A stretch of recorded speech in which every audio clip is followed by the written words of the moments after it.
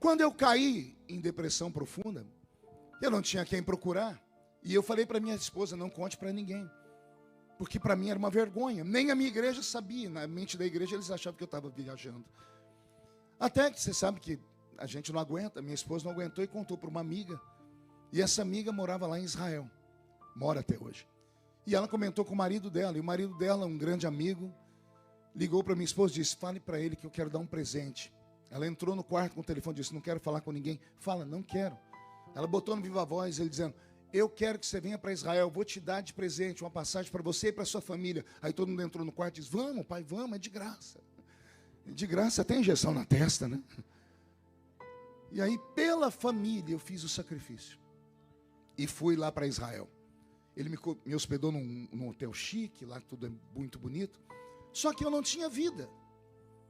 Meus olhos não brilhavam mais. A comida não tinha sabor. As cores não tinham beleza.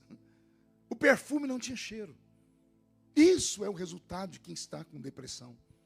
Tudo perde o sentido. Elas insistiam para eu sair do quarto, diziam, não vou sair, podem vocês, para mim está bom, aqui dentro está bom, já estou em Jerusalém, está muito bom, aqui é a Terra Santa, quem sabe acontece um milagre. No segundo dia que eu estou lá, bateram a porta do quarto, 2 da tarde, a família tinha saído. Eu não queria abrir, mas a pessoa insistiu de um tanto. Eu tinha colocado aquele papel lá fora, não incomode. Eu falei, essa camareira é chata. Insistiu tanto que eu fui abrir a porta. Quando eu abri a porta, não era camareira, era um rabino messiânico. Um rabino que falava português. E ele era muito fofinho. Ele tinha uma barba, mas desse tamanho assim, branca, e ele ficava fazendo assim. Eu tive vontade de agarrar a barba dele umas 3 vezes. Ele era gordinho, um óculos assim, fundinho de garrafa. Ele usando aquela roupa toda preta, com aquele negocinho amarrado aqui do lado. Ele parecia o Papai Noel. É sério. Eu abri a porta e disse, pois não, disse, o senhor é Marco Feliciano? Disse, sim. Ele disse, eu fui contratado para vir aqui dar para o senhor uma brahá. Eu disse, brá o quê? Ele disse, uma brahá. Eu disse, o que é brahá? Uma oração. Eu falei, sério, sério, quem mandou? Ele pegou o nome, e quando ele era o meu amigo. Esse meu amigo é judeu. E ele falou, ele me contratou. Eu falei, contratou como? Ele me pagou $100 para eu vir aqui te abençoar. E eu preciso entrar, senão tenho que devolver o dinheiro para ele. Eu falei, tem certeza? Não dá para o senhor abençoar? Não, eu tenho que entrar. Aí foi uma loucura. Pergunte por quê. Quando eu abri a porta, eu não tinha olhado do lado esquerdo nem do lado direito, Wesley. Eu só vi o homem. Quando ele foi entrar, ele pegou a mão que estava aqui atrás da parede e a outra do lado de cá. E ele entrou com uma lata de óleo de 5 litros. De óleo de azeite. 5 litros. E do outro um saco cheio de cordinha vermelha. Eu falei, Jesus, isso é macumba. O que ele vai fazer com esse óleo? Eu falei, o que é isso? Ele, vou ungir. Eu falei, 5 litros? E tem que deixar tudo aqui. Eu falei, meu Deus, vai acabar com a minha vida. A gente unge com uma gotinha de óleo na testa. Ele levou 5 litros de óleo. Ele falou, você me dá licença? Eu falei, fica à vontade. Ele ungiu tudo que você possa imaginar, peça por peça de roupa, minha Bíblia. Ele abriu minha bolsa, tudo que era objeto meu, da família, ele foi ungindo tudo. Ele ungiu a parede, ele gastou quase os 5 litros de óleo. Ele ungiu minha mão, minha perna, passou o óleo na testa, na nuca. Eu falei, meu Deus do céu, eu estou recebendo um passe aqui. Eu sou pastor, meu Deus. Depois, não basta o que eu estou passando. Aí ele pegou aquelas cordinhas vermelhas, amarrou uma aqui, outra aqui, amarrou no meu dedo. Eu falei, o que é isso? São alianças que eu estou fazendo e oração em judaico, na língua judaica. Quando ele terminou, eu disse, e aí, como é que você se sente? Eu falei, tô do mesmo jeito. Ele abaixou a cabeça, coçou. Bom, eu vou ter que fazer outras coisas. Eu falei, ai meu Deus, o que esse homem vai fazer? E eu querendo que ele ia embora. Ele fez mais umas coisas que eu não vou falar para vocês, senão vocês vão ficar escandalizados, vão até deixar de ser crente desse jeito. Ele fez umas coisas do judaísmo para mim. E terminou, ele disse, e agora, como você está se sentindo? Eu disse, do mesmo jeito. Ele coçou a cabeça, olhou, então eu vou ter que apelar. Eu disse, vai apelar como? O senhor precisa sair daqui do quarto comigo. Falei, ir para onde? O senhor tem que entrar no meu carro, vou te levar para uma viagem, eu te devolvo. Mas o senhor tem que ir comigo. Eu digo, não vou sair daqui. Ele disse, eu tenho 2 filhos para criar e eu preciso dos $100 que me deram. Eu vou ter que devolver os $100 e eu preciso pagar a comida dos meus filhos hoje. Por pena dele, eu saí com ele. Entrei dentro do carro, um carro velho. E ele deu uma volta por Jerusalém. E ele me levou no alto de uma montanha, numa vista privilegiada que eu nunca tinha visto. Já tinha ido em Israel muitas vezes. E nós sentamos no meio de um lugar meio deserto, numa altura que dava para ver Jerusalém inteira. E eu vi a cidade velha de Davi, eu vi o Muro das Lamentações, eu vi o Domo da Rocha, eu vi o Monte das Oliveiras. E aí ele sentou do meu lado e eu sentei de cá. Eu falei, e agora? Ele disse, agora fica aí meditando, que eu vou ficar meditando daqui. Eu falei, meu Deus, só parece louco na minha vida. E ele começou a fazer assim na barba. Ele olhava para mim, ria, disse, tá tudo bem? Eu disse, não tem o que fazer, tá? Nós ficamos 40 minutos sentados, sem ele falar nada. Daqui a pouco ele abriu a boca, Wesley, e falou assim, o senhor está com calor? Eu disse, o sol está estalando mamona, está me queimando todo. Ele disse, na hora do calor, o que o senhor tem vontade de fazer? Eu disse, beber água. Ele disse, o senhor pode me citar um texto da Bíblia sobre isso? O senhor é pastor? Eu disse, posso. E ele falou, qual? E eu citei o Salmo 42. Assim como a corça suspira pelas águas tranquilas, assim a minha alma suspira por ti, ó grande Deus. Aí ele olhou para mim, sorriu, mexeu na barba e disse, o que Davi está falando? Eu disse, ele está dizendo que está com sede. Está no deserto. A corça procurou água. Ele disse, eu estou igual uma corça procurando água para beber. E ele olhou para mim sorrindo e disse, se eu lhe provar que Davi não está com sede de água, mas que ele precisa de água para outra coisa, o que o senhor faz? Eu disse, eu vou achar interessante. Ele falou, então deixa eu lhe contar a história. E aí ele contou uma história que mudou a minha vida. Ele me falou de Davi.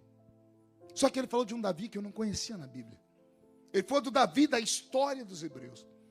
De um Davi que sofria dentro de casa. De um Davi que tinha problema com a família. De um Davi desprezado pelo pai. Porque no dia em que Samuel foi ungir um dos filhos de Jessé como rei de Israel, o único que não estava em casa era Davi. E era o mais novo. E ele não estava em casa por quê? Porque ele era todo diferente.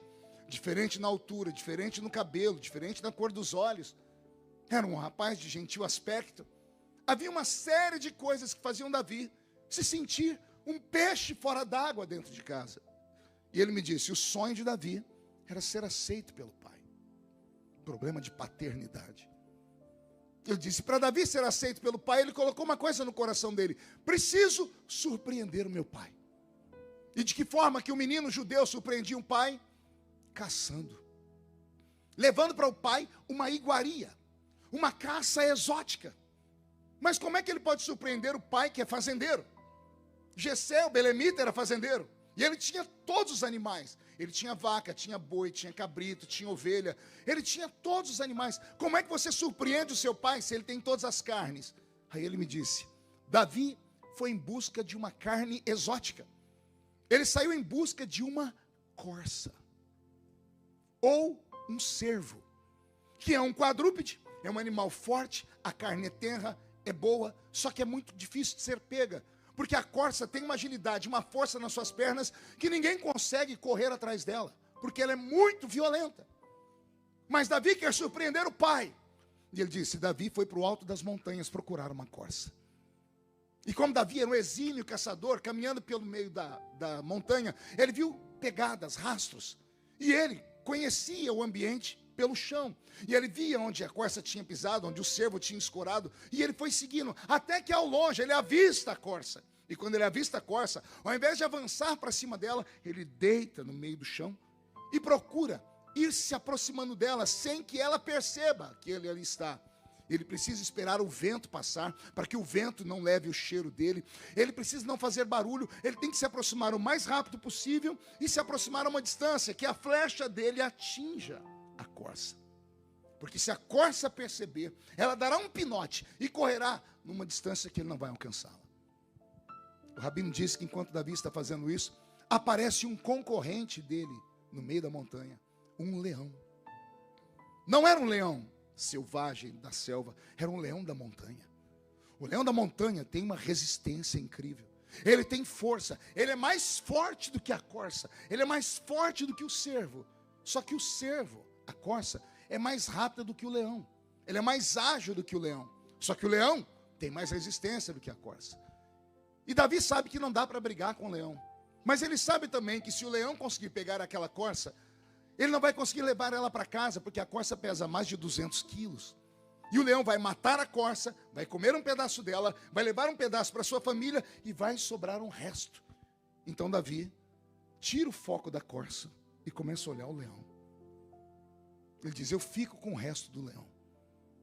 E o leão, quando percebe a corça, também não pode correr, porque se ele correr, a corça vai perceber, e ela é mais ágil do que ele. Então o leão vai indo pelas beiradas, pelas brumas, até que em certo momento é impossível não ser notado. E a corça, quando percebe o leão, ela sai correndo. E quando ela sai correndo, o leão corre atrás da corça, e Davi corre atrás do leão. E Davi sabe que chega um momento que ele não vai mais ver nem leão nem corça, mas as pegadas no chão vão levar ele até ela. E o leão também sabe que não dá para concorrer com a corça na velocidade. Porém, ele tem mais resistência do que a corça. E a corça, por ser um animal que conhece o predador, sabe que ela está perdida. Pergunte por quê? Porque o leão tem um dom. Ele tem um olfato. Que quando ele sente o cheiro da corça, a corça pode ir para onde ela for. Ela pode sumir de vista. O leão vai procurar ela como se tivesse ficado um rastro invisível. E por que ela transpira? Medo. A corça libera o cheiro do medo. Você sabia que alguns animais conseguem isso? Alguns animais sentem o cheiro do medo. Alguém aqui já teve a experiência de estar passando numa rua, aí você olha, tem aquela porcaria daquele chihuahua. Ele é do tamanho da sua mão, parece um rato. Aí você olha para ele, daqui a pouco ele começa a latir. Ele quer, você fala: meu Deus, olha o tamanho da criatura.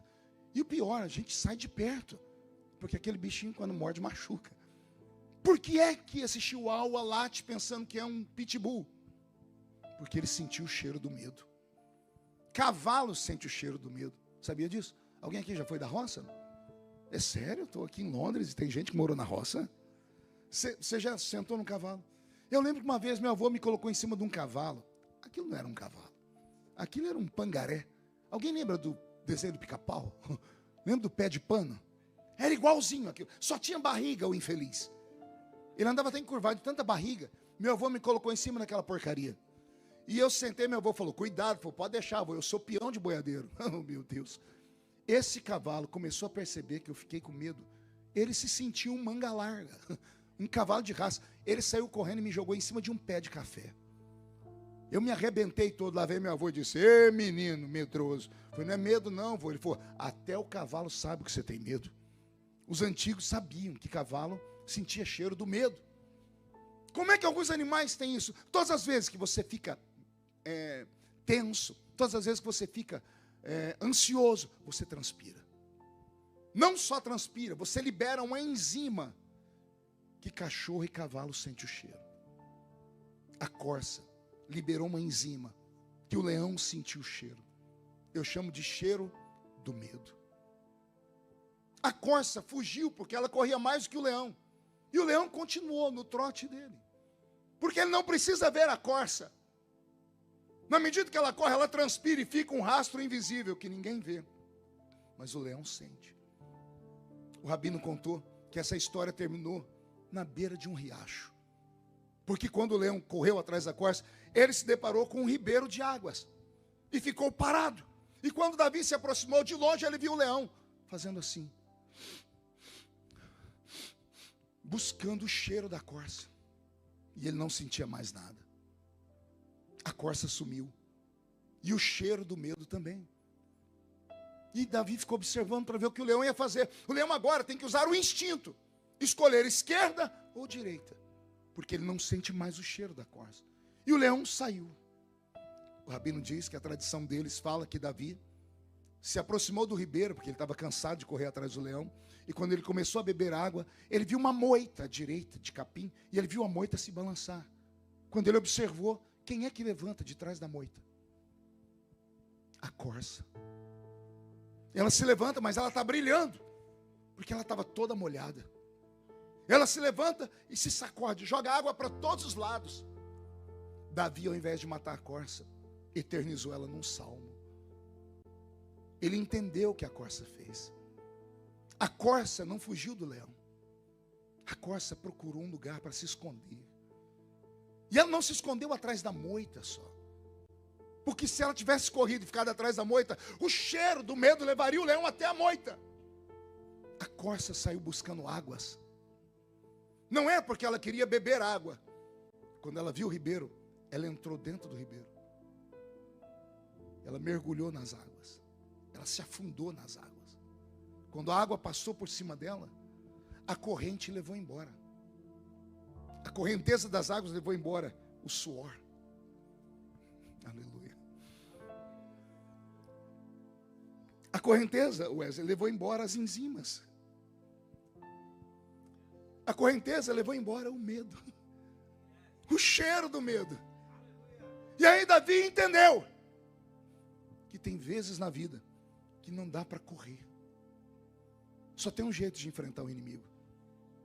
É mergulhar nas águas. Aleluia. Eu sinto Jesus aqui. Quando eu vejo Davi, na minha imaginação, observando aquela corça que mergulhou nas águas, e ao invés de matá-la, ele eterniza ela. Ele está dizendo assim: Deus, a minha vida é igual a dessa corça. Todos os dias tem um inimigo. Todos os dias tem alguém tentando roubar a minha bênção. Todos os dias tem alguém me julgando. Não bastasse as crises que eu passo. E tem dias que o inimigo é pesado, não dá para encarar ele. E aí não tem para onde ir. Porque se eu contar com a minha força, eu vou tombar. Só tem um jeito. É procurar águas tranquilas e mergulhar nas águas. A corça não estava com sede de águas. Ela queria que o medo dela desaparecesse. Quando o Rabino me contou essa história, eu tive uma crise de choro. E ele chegou perto de mim, ele não falou mais nada, ele só me deu um abraço. Ele passou meia hora abraçado comigo e eu chorei, mas chorei copiosamente. E eu comecei a balbuciar palavras falando: Senhor, prepare um ribeiro para mim. Eu preciso mergulhar, não dou conta mais de correr. Não dou conta mais de me esconder onde eu estou me escondendo, porque todo lugar que eu vou, o diabo me encontra. Todo lugar que eu vou, a luta vem atrás de mim. Senhor, me prepara um ribeiro de águas. E o Senhor disse para mim: filho, eu vou preparar, mas você vai ter que mergulhar. Como assim, Senhor? Você vai ter que se esconder em mim. E eu falei: mas o que vão dizer as pessoas? Ele disse: ignore as pessoas. Porque se alguém te chamar de covarde, essas pessoas não te visitam. Essas pessoas não podem te ajudar. Só eu posso te ajudar. Agora você tem que parar de pensar nos outros e pense na sua vida. É hora de você se salvar. É hora de você cuidar das suas feridas. É hora de você entender que tem hora na vida que não dá para ajudar todo mundo.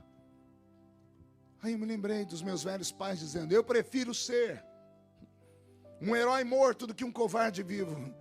E o Espírito Santo falando para mim: isso aí é frase de efeito de filme de faroeste. É melhor ser um covarde vivo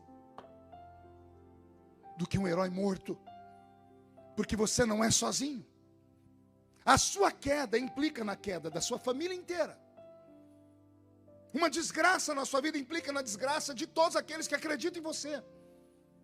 Então não dá para ser herói toda hora. Tem horas que Deus tem que pintar a gente com uma tinta invisível e nos tornar invisível aos olhos do diabo.